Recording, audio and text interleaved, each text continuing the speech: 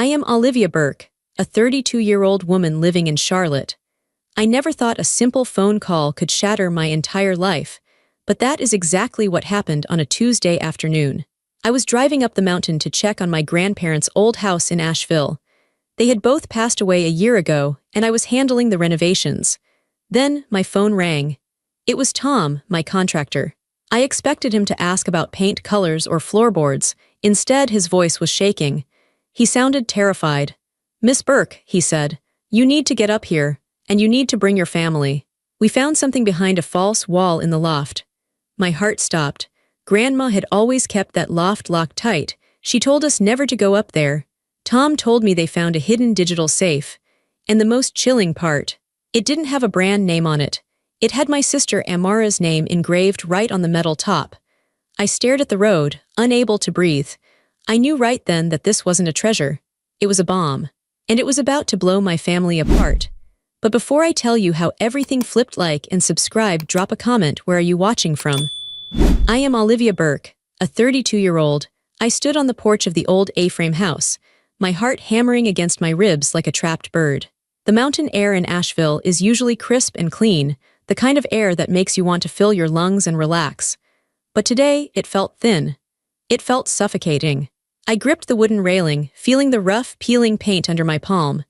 I stared down the winding gravel driveway, waiting. I had called them all. I didn't give them a choice. I told my mother, my father, and my sister Amara that it was a legal emergency regarding the estate. I lied, technically. But after what Tom had told me on the phone, it felt like an emergency. It felt like the ground was crumbling under my feet. Tom, my contractor, was sitting on a stack of lumber near the front door. He was a big guy, used to tearing down walls and hauling heavy beams. But right now, he looked small. He was smoking a cigarette, his hand shaking slightly as he brought it to his lips. He wouldn't meet my eyes. He just kept staring at his work boots. "You okay, Tom?" I asked, my voice sounding hollow in my own ears. "I don't like this, Miss Burke," he said quietly. "I've found things in walls before. Old newspapers, rats' nests, maybe a rusty coin or two. I never found anything like that box. It feels wrong. We'll figure it out," I said, trying to sound more confident than I felt. A car engine whined in the distance. I watched as my mother's silver sedan came around the bend. She drove too fast, kicking up dust. That was Mom. Sarah Burke. She was always in a hurry, always rushing to the next appointment, the next luncheon, the next appearance. She parked next to my truck and stepped out before the engine had even fully stopped cycling down. She was wearing a beige suit, immaculate as always. Her hair was sprayed into a perfect helmet of blonde. She looked at the house with a sneer. She hated this place. She said it was damp. She said it smelled like old people. "Olivia, honestly," she said, slamming her car door, "I have a book club meeting at 4 o'clock. This drive is 45 minutes each way. What is so important that it couldn't be an email?" "It's not an email, Mom," I said. I stayed on the porch looking down at her. "Just wait, Dad and Amara are coming." She sighed, a loud, theatrical sound, and checked her watch. "Your father is busy, Olivia. He has clients. You know how the market is right now. He can't just drop everything because the roof has a leak." "It's not the roof," I said again. 10 minutes later, my father arrived. Carl Burke. He drove a black SUV that cost more than my entire college education.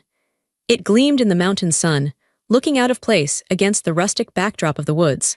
He parked next to Mom, taking up 2 spots because he didn't want anyone to ding his doors. He stepped out, adjusting his sunglasses.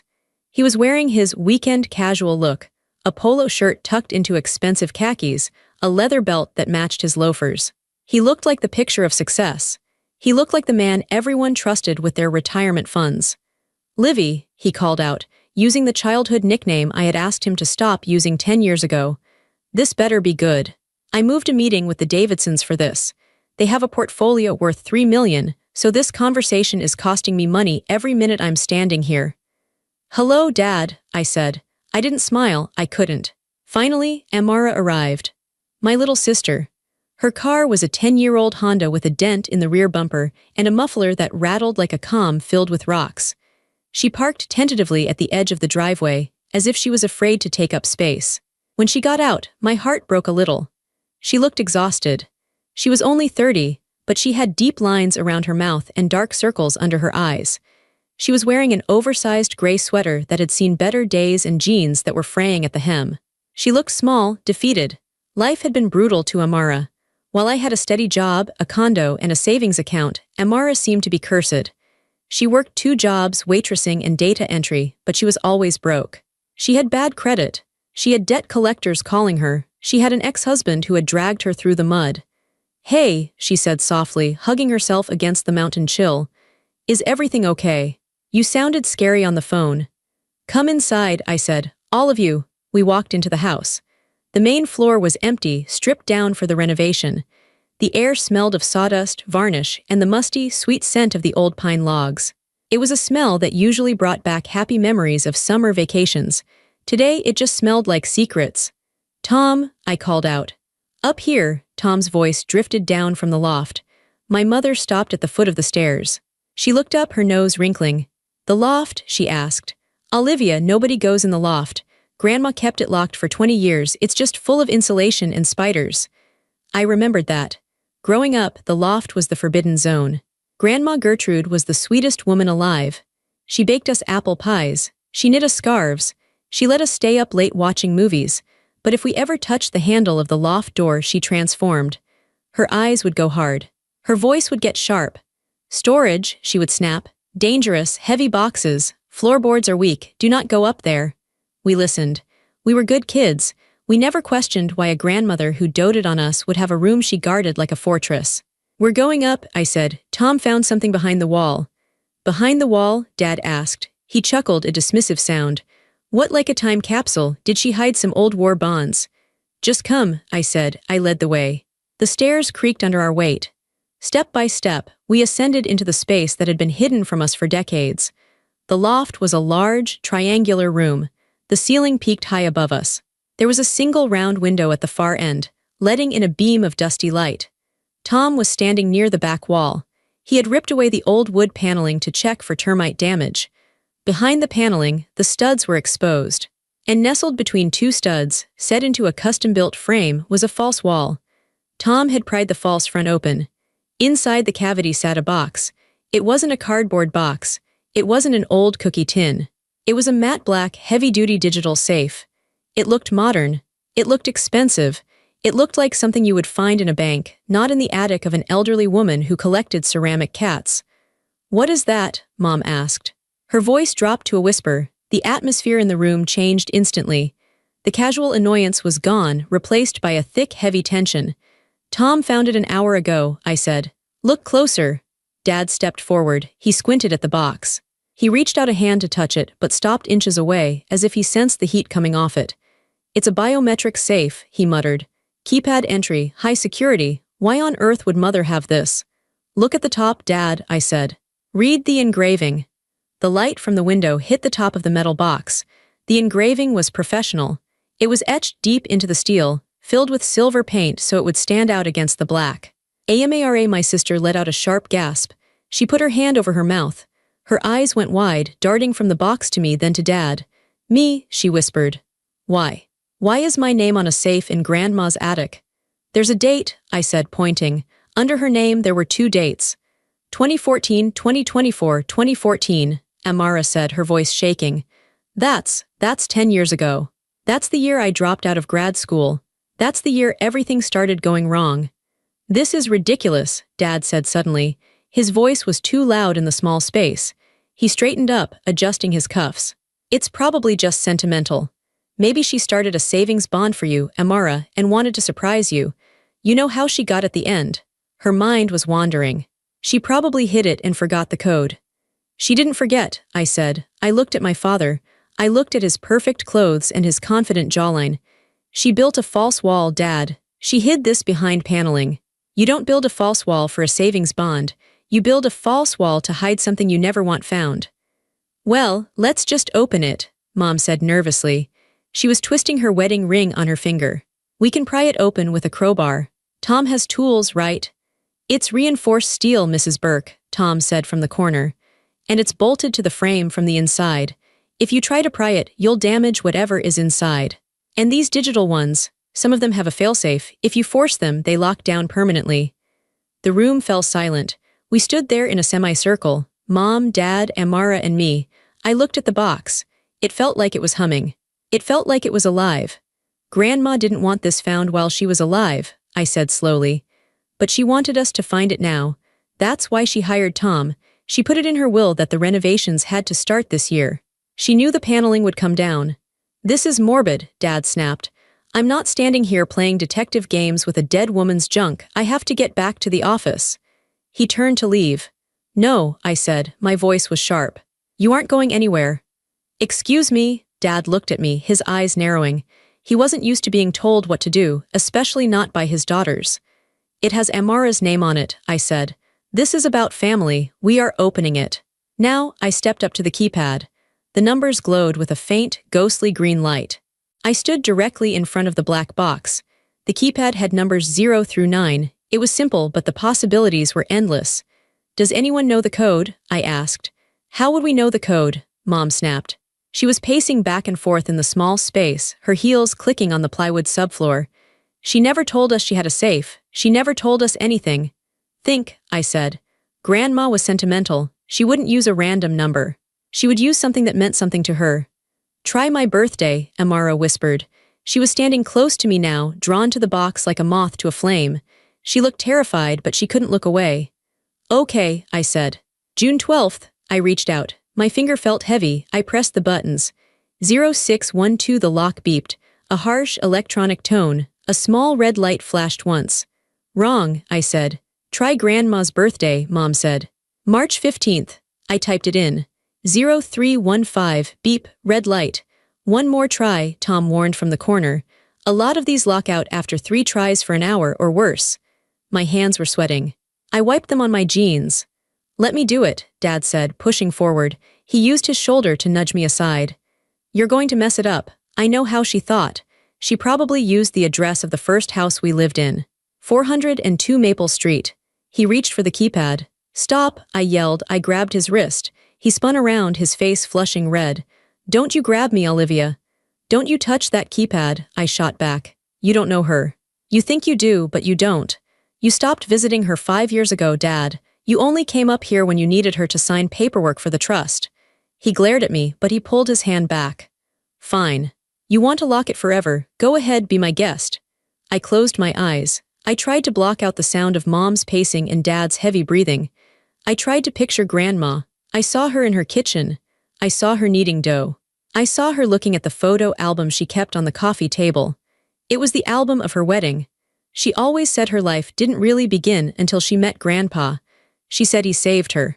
She said their anniversary was the only day that mattered. June 4th, 1965. I know what it is, I said softly. What? Amara asked. Her wedding anniversary, I said. It has to be. I took a deep breath. I stared at the green numbers. This was it, the final try. I pressed the buttons slowly, deliberately. 060465. I held my breath. Click. The sound was loud in the quiet loft. It was the sound of a heavy mechanical latch sliding back. The door of the safe popped open about an inch. You got it, Amara breathed. I hooked my finger around the edge of the door and pulled. The hinges were smooth and silent. The door swung open. We all leaned in, our heads bumping together. The safe was mostly empty. There were no stacks of cash, no gold bars, no velvet bags of jewelry. Lying in the center of the metal floor was a single, thick manila envelope. It looked innocent. It looked like ordinary mail. But the way it sat there, isolated and protected by steel and codes, made it look dangerous. I reached in. My hand was trembling. I pulled the envelope out. It was heavy. It felt like it contained about 20 or 30 sheets of paper. On the front, written in Grandma's shaky handwriting, the writing she had in her final months when the cancer was making her weak, were 2 words. For Olivia for you? Mom asked, sounding offended. Why is it for you? Amara's name is on the box, but the letter is for you. I don't know, I said. I turned the envelope over. It was sealed with tape. I ripped the tape. The sound was like a tear in the fabric of the room. I reached inside and pulled out a stack of papers. On top was a handwritten letter on her favorite floral stationery. Read it, Dad said. His voice was tight. He was watching the papers with a hawk-like intensity. Read it out loud. Okay, I said. Everyone be quiet. I cleared my throat. I focused on the words, trying to keep my voice steady. My dearest Olivia, I read. If you are reading this, I am gone. And I am sorry. I am so sorry that I was too weak and too sick to fix this while I was still breathing. I have left this burden to you because you are the strong one. You are the only one who can stand up to him. I paused. I felt a chill run down my spine. Him, I continued reading. For the last 10 years, I have lived with a terrible secret. I have suspected and then confirmed that my son, your father, Carl, has been stealing. That is a lie, Dad shouted. He lunged forward. Give me that. I stepped back quickly, holding the letter to my chest. Stay back, Dad. I mean it. Amara stepped in front of me, blocking him. She was small, but she looked fierce. Let her read, Dad. Dad stopped. He was breathing hard, his face a mask of fury. She was on morphine, Olivia. She didn't know what she was writing. Let me finish, I yelled. I looked back at the letter. He is a financial advisor, Grandma wrote. People trust him, but I started noticing things years ago. I saw mail at my house for accounts I never opened. I saw statements for transfers I never authorized. When I asked him, he told me I was confused. He told me I was forgetting things. But I wasn't forgetting. I started keeping the mail. I started hiding it, and what I found broke my heart. Carl wasn't just stealing from his clients. He was stealing from the family, and to cover his tracks, he needed a scapegoat. He needed someone disposable. I felt sick. The bile rose in my throat. I looked at Amara. She was pale, her eyes wide with dread. He used Amara, I read. The words tasted like ash in my mouth. He opened accounts in Amara's name. He used her social security number. He forged her signature. He routed stolen money through shell companies that he registered to her. He destroyed her credit rating on purpose, Olivia. He kept her poor and desperate so that she wouldn't have the resources to fight back. He made sure she looked unstable so that if the police ever came, he could point the finger at his troubled daughter. No, Amara whispered. She grabbed the edge of a wooden stud to steady herself. No, that can't be real. I have proof, the letter went on. Inside this envelope are copies of the documents I could steal from his briefcase when he visited. But the real evidence is in the cloud. I hired a private investigator 3 months before I died. He helped me upload everything. I pulled another piece of paper from the envelope. It was a small index card. On it was a website URL, a username, and a long, complicated password. I looked up at my father. He wasn't shouting anymore. He was standing very still. His face had gone completely white. He looked like a statue. You did this, I said. My voice was barely a whisper, but in the silence of the loft, it sounded like a scream. You did this to her. It's a misunderstanding, Dad said. His voice was calm, eerily calm. It was his business voice. Complex tax structures, estate planning, minimizing liability. Mom didn't understand high finance. She misinterpreted data points. She said you forged her signature, I said. She said you ruined Amara's credit on purpose. Amara has always been irresponsible, Dad snapped, pointing a finger at my sister. Look at her. She can't hold a job. She's a mess. I tried to help her. You didn't help me, Amara said. Her voice was shaking, but she walked toward him. You handled my finances when I was 20. You told me to sign those papers. You said it was for a trust fund. You said it was to protect my future. She stopped inches from him. You stole my future, she said. My loans were denied. My car was repossessed. I couldn't get an apartment. I thought I was cursed, Dad. I thought I was stupid. But it was you. It was you the whole time. I did what I had to do for this family, Dad yelled. Do you know how much it costs to maintain our lifestyle, to pay for your mother's clubs, for your college, Olivia? I made sacrifices. You sacrificed me, Amara said. Tears were finally spilling over her cheeks. You fed me to the wolves so you could keep your country club membership. Mom was standing in the corner. She looked like she was in shock. She looked from Dad to Amara. Carl, she said weakly. Is it true? Did you use Amara's name? Sarah, shut up, Dad hissed at her. We are leaving. This is nonsense. We are going to court to get this will sealed. Olivia, give me that envelope. No, I said. I'm keeping this, and I'm logging into that cloud account. If you do that, Dad said, his voice dropping to a menacing growl, you will destroy this family. You will ruin everything I built. Think about your mother. Think about your inheritance. I looked at the black box. I looked at the name Amara engraved on it. I looked at my sister, broken and crying in her oversized sweater. You already destroyed this family, Dad, I said. We're just digging through the wreckage. I turned to Tom. Tom, escort him off the property. If he doesn't leave, call the sheriff. With pleasure, Tom said, stepping forward, his chest puffed out. Dad glared at us one last time. He looked like a cornered animal. Then he spun around and stormed down the stairs. We heard the front door slam so hard the whole house shook. I didn't stay at the A-frame. The air there felt poisoned. I told Amara to go to my house in Charlotte. I told her not to go back to her apartment. If Dad was desperate, I didn't know what he would do. I didn't want her to be alone. I drove my truck down the mountain. My hands were gripping the steering wheel so tight my fingers ached. I kept checking my rearview mirror, half expecting to see Dad's black SUV tailing me. But the road was empty. The drive was 2 hours. 2 hours of silence. 2 hours to think. I thought about every family dinner we'd had in the last 10 years. I thought about how Dad would sit at the head of the table, carving the turkey, asking Amara about her job search with a condescending smile. "Still working at the diner, kiddo?" he would ask. "Maybe if you learned to budget better, you wouldn't be so stressed." He would lecture her about financial responsibility. He would give her books on how to succeed. And all the while, he was using her name to launder millions of dollars. He was the reason she was failing, and he sat there and mocked her for it. It was a level of cruelty I couldn't wrap my head around. It was evil. When I finally got to my house, I locked the door. I bolted it. I closed all the blinds. Amara was sitting on my couch, wrapped in a blanket, staring at the wall. She looked catatonic. "I'm going to check the files," I told her gently. "You don't have to watch if you don't want to." "I want to know," she said. Her voice was flat. "I need to know exactly what he did." I sat at my dining table and opened my laptop. I typed in the URL from Grandma's index card. The screen was stark white with a simple login box. Username: Gertrude B. Truth. Password: My girls deserve better. 1965. My heart clenched at the password. Even in her digital afterlife, Grandma was trying to protect us. I hit enter. The screen loaded. A folder appeared.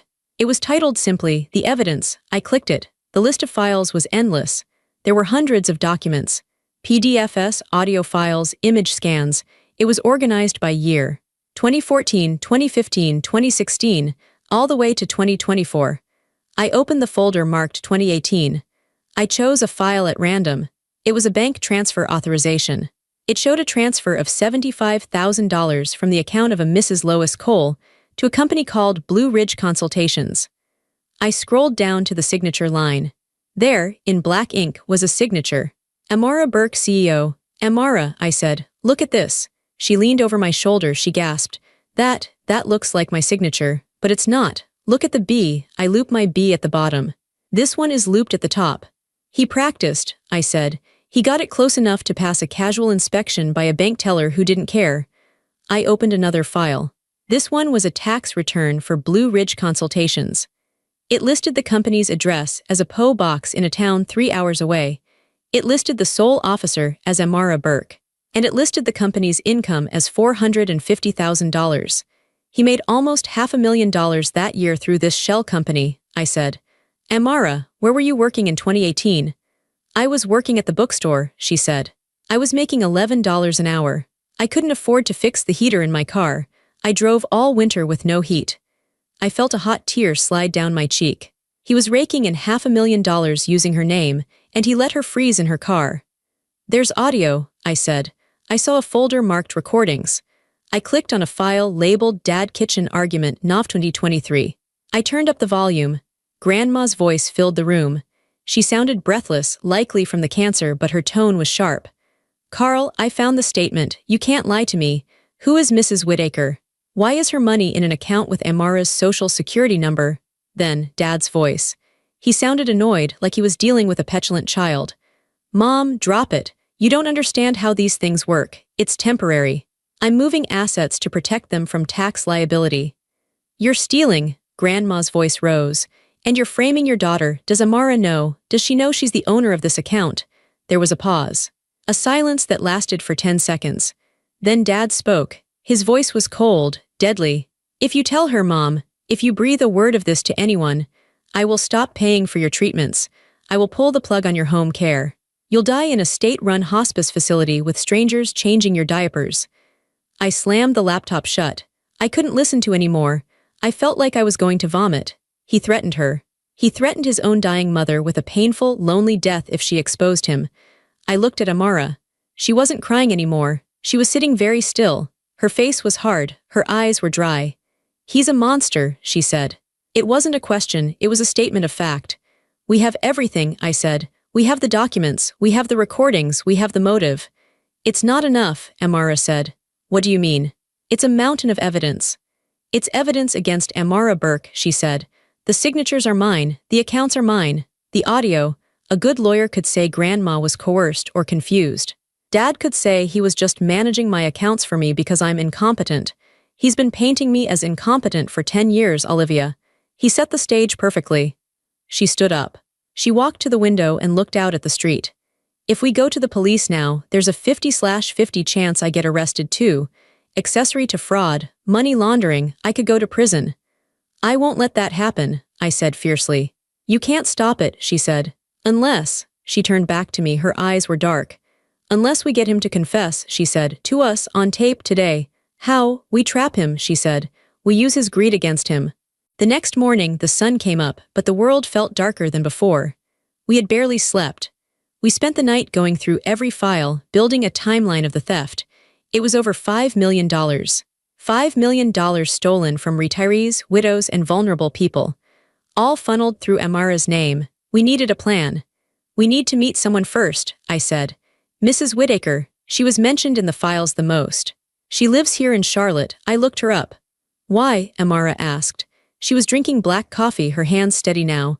The shock had burned away, leaving only a cold, hard anger. "Because I need to know he's guilty," I said. "I know the files say it. But I need to look a victim in the eye. I need to know that you never met her." We drove to Mrs. Whittaker's house. It was a small brick bungalow in a quiet neighborhood. The garden was overgrown. The paint was peeling. This was the home of a woman who had lost her savings. I knocked on the door. A frail woman opened it. She had white hair and kind eyes, but she looked worried. "Mrs. Whittaker?" I asked. "I'm Olivia Burke. This is my sister, Amara." Her face changed when she heard the name Burke. She recoiled, gripping the doorframe. "Burke," she said. "Are you related to Carl, the man who manages my money?" "We're his daughters," I said. "We're here to help you. Can we come in?" She hesitated, then nodded. We sat in her living room. It was filled with ceramic figurines and photos of grandchildren. "Mrs. Whittaker," I asked gently. "Has my father? Has he been good to you?" She looked down at her hands. "He's very charming. He tells me not to worry, but my statements never come anymore. He says he switched them to digital to save trees. But when I ask for money for my grandson's tuition, he says the market is down. He says the funds are locked." I looked at Amara. She nodded. "Mrs. Whittaker," I said, "have you ever met my sister?" "Amara?" The old woman looked at Amara. She squinted. "No, I've never seen this young lady before in my life." "Did you ever authorize her to manage your account?" I asked. "Did you ever sign a paper giving Amara Burke power of attorney?" "Heavens no," Mrs. Whittaker said. "Why would I do that? I don't know her." I pulled out a file from my bag. It was a copy of a power of attorney document, signed by Evelyn Whittaker, granting full control to Amara Burke. "Is this your signature?" I asked. She put on her glasses. She looked at it for a long time. Then she looked up, tears filling her eyes. "No," she whispered. "That's not my writing. I never signed that." "Thank you," I said. "That's all we needed." We left the house. We sat in my truck in silence for a moment. "He's stealing from her right now," Amara said. "She can't pay for her grandson's college because he stole it." "We're going to end this," I said, "tonight." "How?" "We call him," I said. "We tell him we want a deal." "A deal?" "We tell him we found the hard drive. We tell him we know everything. And we tell him that for $2 million, we'll give him the drive and keep our mouths shut." Amara looked at me, shocked. "You want to blackmail him?" "No," I said. "I want to record him agreeing to it. If he agrees to buy our silence, he's admitting the guilt. He's admitting he knows the evidence is real. It's the final nail in the coffin." "He'll come after us," Amara said. "He's dangerous, Olivia. You heard the tape. He threatened Grandma." "Let him come," I said. "We'll be ready." We drove back to my place. I set up the living room. I put my phone hidden behind a picture frame, recording video. I put a second voice recorder under the sofa cushions. Then I dialed his number. "Hello," he answered on the first ring. He sounded tense. "Dad," I said. "We need to talk." "I have nothing to say to you ungrateful girls," he spat. "We looked at the files, Dad," I said. "All of them, the shell companies, the forged signatures, Mrs. Whittaker." Silence on the line. "What do you want?" His voice was lower now, cautious. We want money, I said. You used Amara's name to make millions. She deserves her cut. She's broke, Dad. She wants a fresh start. You're trying to extortion me. He sounded almost impressed. Call it a settlement, I said. Bring $2 million. Cash or wire transfer. Tonight, my house. If you do, we give you the flash drive. We destroy the cloud password. You never hear from us again. And if I don't, then I email the files to the FBI tomorrow morning. He paused. I could hear him breathing. I could practically hear the gears turning in his head. He was calculating. He was weighing the cost. $2 million was cheaper than prison. I'll be there at 8 p.m., he said. He hung up. I looked at Amara. She was shaking, but her jaw was set. He's coming, I said. Good, she said. She stared at the empty chair where he would sit. I want to look him in the eye when he falls. After the call with my father, the adrenaline started to fade. In its place, a cold, hard fear settled into my stomach. I looked at Amara. She was sitting on my couch, staring at the phone like it was a snake that might bite her. He's coming, she whispered. He's really coming. We have to be ready, I said. But Amara, I've been thinking. If we just record him on my phone, is that enough? We aren't lawyers. What if the audio isn't clear? What if he claims we edited it? He has expensive lawyers. He could twist this around. Amara looked at me, panic rising in her eyes. You said the plan would work. It will work, I said. But we need backup. We need someone who knows exactly how to nail him. We need a witness who isn't us. I remembered a name from the files we found in the cloud. Lois Cole. She was Grandma's oldest friend and a former colleague. There was a note in Grandma's handwriting next to her name. Lois knows. She's the only one I trust. We need to see Lois Cole, I said. Right now. Before tonight.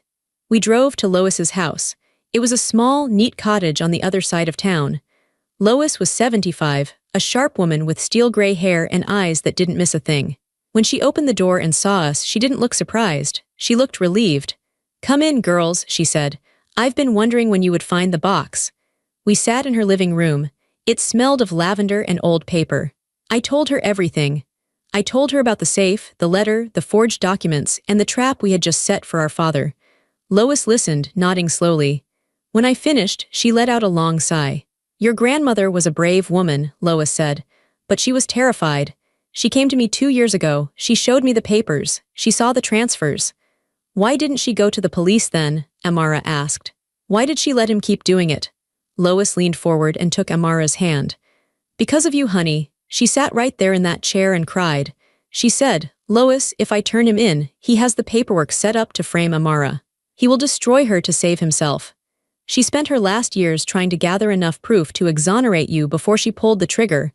But the cancer, it moved faster than she expected. Amara started to cry silently. Grandma had died protecting her. But here is the problem, Lois said, her voice turning serious. You two are playing a dangerous game, blackmailing him for a confession. If you mess this up, he walks. Or worse, he hurts you. You need professional help. We can't go to the regular police, I said. They might arrest Amara. I know, Lois said. That's why I have a contact, a specific contact. When your grandmother was digging, we reached out to a man named Agent Reyes. He works for the FBI. He specializes in elder financial exploitation. We never officially brought him in because Gertrude died, but he knows the background. Lois picked up her landline phone. She dialed a number from a small address book. Agent Reyes, she said. It's Lois Cole. Gertrude's granddaughters are here. They found the box. And they have a meeting with Carl tonight. You need to get over here. An hour later, a man in a gray suit sat in Lois's living room. Agent Reyes was not like the cops on TV. He was quiet, calm, and very intense. He didn't yell. He just looked at the evidence I had on my laptop. He scrolled for 10 minutes without saying a word. Then he looked at Amara. Miss Burke, he said, I'm going to be honest with you. This is the most sophisticated setup I have ever seen. Your father has created a perfect paper trail. If we went to a judge right now with just these documents, you would be the primary suspect. Amara went white. So I'm going to jail? No, Reyes said. Not if we get him to admit that he created the trail. We need intent. We need him to say out loud that he is the one pulling the strings. We called him, I said. He's coming to my house at 8 p.m. to pay us off. Reyes shook his head. No, that's uncontrolled. It's in a residential neighborhood. If things go wrong, civilians could get hurt, and a payment isn't enough. A good lawyer could argue he was just paying his daughters a gift to stop family drama. We need a specific confession. We need him to admit to the fraud. So what do we do? I asked. Change the venue, Reyes said. Move the meeting, make it somewhere isolated, somewhere he feels comfortable, somewhere he feels like the king. The A-frame, I said. Grandma's house, it's empty, it's on the mountain. Perfect, Reyes said. Call him back. Tell him you need time to get the drive. Tell him to meet you at the A-frame tomorrow morning. That gives us time to wire the house. My heart was pounding. This was real. We weren't just sisters fighting a bad dad anymore. We were part of a federal operation. I picked up my phone. I dialed Dad. Change of plans, I said when he answered. Don't play games with me, Olivia, he growled. No games, I said, but the files are at the mountain house. In the safe, we can't get them until tomorrow morning. Meet us there at 10 a.m., it's more private anyway. He hesitated. Fine, 10 a.m., don't be late. I hung up. Reyes looked at us. Okay, he said. Tonight we work. Tomorrow we catch him. The night before the meeting was the longest night of my life. I couldn't sleep. I lay in bed staring at the ceiling, playing out every possible scenario in my head. What if he saw the cameras? What if he brought a gun? What if he just denied everything? Amara slept in my guest room, but I heard her pacing the floor until 3 a.m. We were both terrified. We were about to betray our father. Even though he was a monster, the bond of blood is a hard thing to break. It felt unnatural. But then I would think about Mrs. Whittaker, unable to pay for her grandson's college, and my resolve would harden like steel. At 6 a.m., we met Agent Reyes and his team at the bottom of the mountain. They were driving unmarked vans. They looked like a landscaping crew. We drove up to the A-frame house. The morning mist was still clinging to the trees. The house looked peaceful, sitting there in the woods. It was hard to believe it was about to become a crime scene. Okay, Reyes said. Listen carefully. North Carolina is a one-party consent state. That means as long as you, the participants in the conversation, consent to the recording, it is legal. You are the consenters, we are just the listeners. He handed me a small device. Put this in your pocket. It's a backup audio recorder. But don't worry about it too much. We are going to put cameras and microphones in the living room. I watched as the agents worked. They were fast and silent. They placed a tiny microphone inside the vase on the mantelpiece. They hid a camera behind the books on the shelf. They put another microphone under the coffee table. Where will you be? I asked. We will be in the van, parked down the logging road about a half-mile away, Reyes said. We will be listening live. If he gets violent, we come in.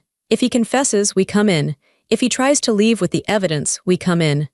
What do we have to do? Amara asked. Her voice was shaking, but she stood tall. You have to get him to talk, Reyes said. Don't just let him hand you a check. Make him explain why he did it. Play dumb. Ask questions. Say things like, but Dad, why did you use my name? Or how did you sign the papers? Make him brag. Narcissists love to brag. By 9:30 a.m., the agents were gone. The house was silent. Amara and I sat on the old plaid couch in the living room, the same couch we used to build forts on when we were kids. Are you ready? I asked her. No, she said, but I'm going to do it. I have the laptop, I said. I'm going to play Grandma's audio files first. That will make him angry. Anger makes him sloppy. We heard the crunch of gravel outside. A car door slammed. I looked out the window. The black SUV was there. Dad was walking up the path. He wasn't alone. My stomach dropped. Mom is with him, I said. What? Amara ran to the window. Why did he bring Mom? Human shield, I said. Or maybe he thinks she can guilt us into backing down. Does this change anything? Amara asked. No, I said. It just makes it sadder. The front door opened. Dad walked in like he owned the place. He was wearing a sharp suit, not a hair out of place. Mom walked in behind him. She looked nervous, clutching her purse with both hands. Let's get this over with, Dad said. He didn't say hello. He didn't ask how we were. He just looked at us with pure contempt. Where is the drive? Sit down, Dad, I said. We need to talk first. I'm not here to talk, he snapped. I brought the money. Well, a cashier's check, it's easier. He pulled an envelope from his jacket pocket and tossed it onto the coffee table. $2 million. That's a lot of money for two girls who have never accomplished anything. The insult stung, but I let it slide. I needed him to talk. It's not just about the money, I said. We listened to the tapes, Dad. We know you threatened Grandma. Grandma was confused, Mom piped up. Her voice was shrill. She was on medication, girls. You can't take those tapes seriously. I looked at my mother. Mom, did you know he was using Amara's name to steal? Mom looked away. She couldn't meet my eyes. That was my answer, she knew. Or she suspected, and she chose to look the other way because she liked her new car and her country club luncheons. It doesn't matter what she knew, Dad said. What matters is that you two are trying to ruin this family over a misunderstanding. A misunderstanding, Amara spoke up. Her voice was quiet but steady. You forged my signature, Dad. You opened shell companies. You ruined my credit. I couldn't get a loan for 5 years. I lived in poverty because of you. Dad laughed. It was a cold, ugly sound. You lived in poverty because you have no ambition, Amara, he said. I was doing you a favor. I was building a nest egg. You should be thanking me. Thanking you for framing me, Amara asked. For giving you a purpose, Dad shouted. Who cares if your name was on a few papers? You weren't using your credit anyway. I glanced at the flower vase. The microphone was listening. But Dad, I said, leaning forward. How did you do it? The bank requires ID.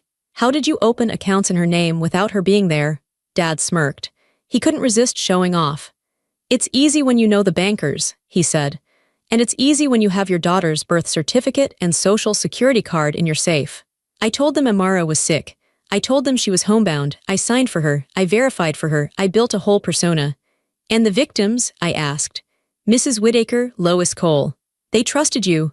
They are old, Dad said, dismissing them with a wave of his hand. They don't even know what they have. They have millions sitting in accounts doing nothing. I put that money to work. I invested it. I spent it. I lived. They didn't miss it. So you admit it, I said. You stole the money, and you pinned it on Amara so if the cops came she would go to jail. Dad looked at me. He stood up and buttoned his jacket. He looked powerful. He looked untouchable. I admit that I am the smartest man in this room, he said. And I admit that if you don't give me that drive, I will bury you both in legal fees until you are homeless. Amara will go to prison because I can prove those signatures are hers. I have handwriting experts on my payroll. I have judges on my golf team. Who are they going to believe, me or the waitress? He smiled. A cruel, winning smile. Now, he said, give me the drive. I stood up. I walked over to the window. I looked out at the trees. I can't do that, Dad, I said. What? His face darkened. I can't give you the drive, I said. Because the FBI is listening to this conversation. For a second, there was total silence. Dad looked at me like I was speaking a foreign language. He blinked. What did you say? He asked. I said the FBI is listening, I repeated. Right now. Dad's face turned a color I had never seen before. It went purple, then gray. He looked around the room wildly. You're lying, he hissed. You're a liar, you wouldn't dare. She's not lying, Carl, Mom whispered. She was looking out the window. Oh my God, Carl, look. Dad spun around to the window. 2 black vans were tearing up the driveway. Gravel was flying. Men in tactical vests were jumping out before the vans even stopped moving. No, Dad said. No, no, no. He backed away from the window. He looked at us. The mask of the confident businessman fell off. Underneath, he was just a scared, cornered rat. You little witch, he screamed at me. He lunged across the coffee table. You set me up. FBI, open UP. The voice boomed from the front porch. The door didn't even have time to open. A battering ram hit it. Crack, the wood splintered. The door flew open. Agent Reyes was the first one in. He had his gun drawn, pointed at the floor. Carl Burke, he shouted. Hands where I can see them. Now, 6 agents flooded the room. The tiny A-frame felt suddenly very crowded. Dad froze. He looked at the agents, then at the check on the table, then at us. This is a mistake, he yelled. These are my daughters. We are having a family dispute. Hands behind your back, Reyes barked. He grabbed Dad's arm and spun him around. I watched as my father, the man who had terrified us for years, the man who controlled every penny and every emotion in our house, was slammed against the wall. The handcuffs clicked. Click, click. It was the most beautiful sound I had ever heard. You have the right to remain silent, Reyes recited. Anything you say can and will be used against you. Dad was struggling. Sarah, call the lawyer, call Henderson, tell him to fix this. Mom was sitting on the couch, sobbing.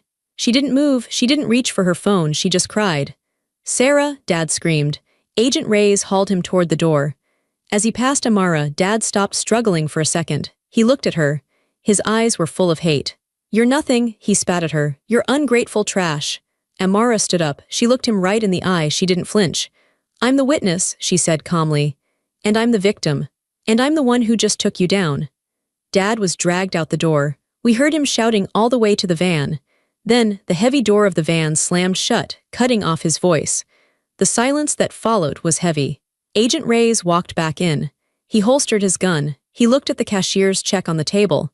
$2 million, he said. Attempted bribery. That's another 10 years right there. Good work, ladies. He picked up the check and put it in an evidence bag.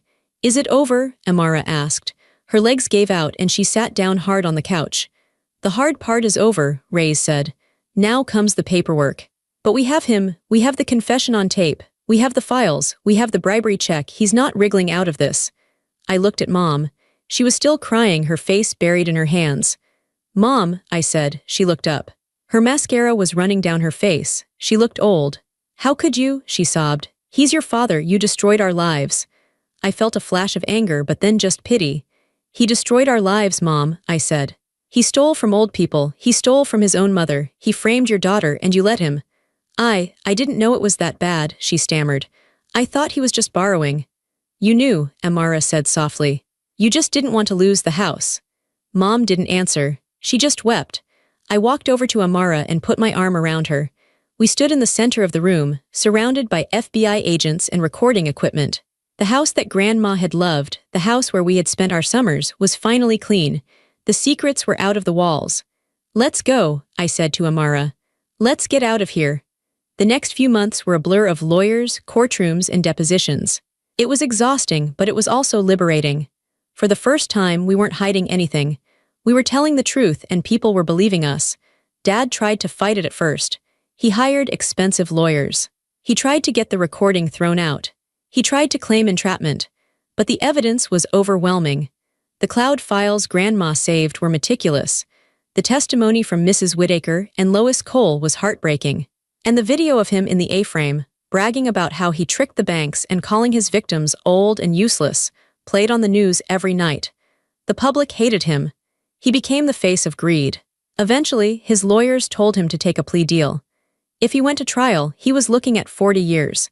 He pleaded guilty to wire fraud, identity theft, elder abuse, and obstruction of justice. The sentencing hearing was on a Tuesday. Amara and I sat in the front row. Mom wasn't there. She had moved to a small condo in Florida to get away from the shame. She still sent us letters saying we should forgive him, but we didn't answer them. The judge was a stern woman who didn't tolerate nonsense. She looked at Dad, who was wearing an orange jumpsuit now. He looked smaller. Without his suits and his expensive haircuts, he just looked like a tired, angry old man. Mr. Burke, the judge said, you preyed on the most vulnerable members of our society. You betrayed the trust of your clients. But worst of all, you cannibalized your own child. You sacrificed your daughter's future to feed your own greed.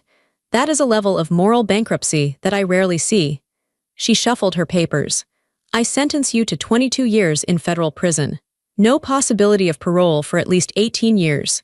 The gavel banged. It was the loudest, best sound I had ever heard. Dad didn't look at us as he was led away. He just stared straight ahead. He was gone. After the sentencing, Amara and I walked out of the courthouse. The sun was shining. It felt different. The air felt lighter. It's over, Amara said. She took a deep breath. He can't hurt us anymore. He's gone, I said. We went to dinner that night, just the two of us. We went to a nice restaurant, not to celebrate him going to jail, but to celebrate us surviving him. So, I said, raising my glass. What now? Amara smiled. It was a real smile. The first real smile I had seen on her face in a decade. Now, she said, I get my name back. It took a year to untangle the mess Dad had made. With the help of Agent Reyes and a team of forensic accountants, we cleared Amara's name. Every fraudulent loan, every fake credit card, every shell company, it was all expunged from her record. The banks issued formal apology letters. The credit bureaus reset her score. It was like magic. For 10 years, she had been drowning.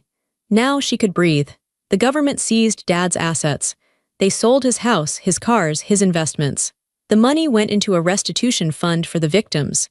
Mrs. Whittaker got her money back. Her grandson went to college. Lois Cole got her savings back. It wasn't everything. Some of the money was gone forever, but it was enough to make things right. We sold the A-frame house. It was hard to let it go, but there were too many ghosts there. Too many bad memories of the day the FBI kicked down the door. We split the money from the sale. 50-50. Clean money, Amara said when the check cleared. Honest money.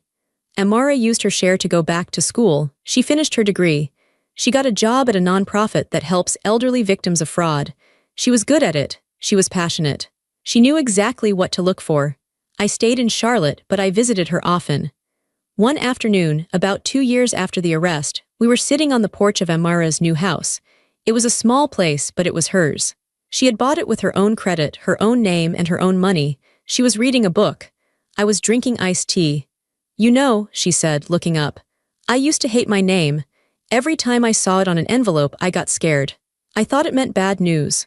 And now," I asked. "Now," she said, "I like it, it's mine again." She put the book down. "Grandma knew," she said. "She knew we would be okay if we just had the truth." "She saved us," I said. "Even from the grave."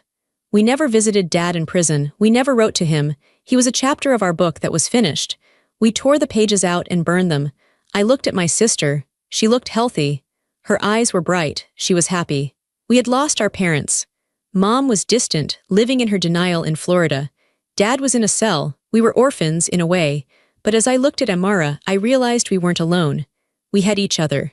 We had gone through the fire and come out the other side. We were forged in that fire. Grandma's last lesson wasn't about money. It wasn't even about justice. It was about loyalty. She taught us that blood doesn't make you family. Love makes you family. Protection makes you family. And standing there on that porch, watching the sun go down, I knew that was the only inheritance we ever really needed. Like and subscribe, drop a comment, where are you watching from?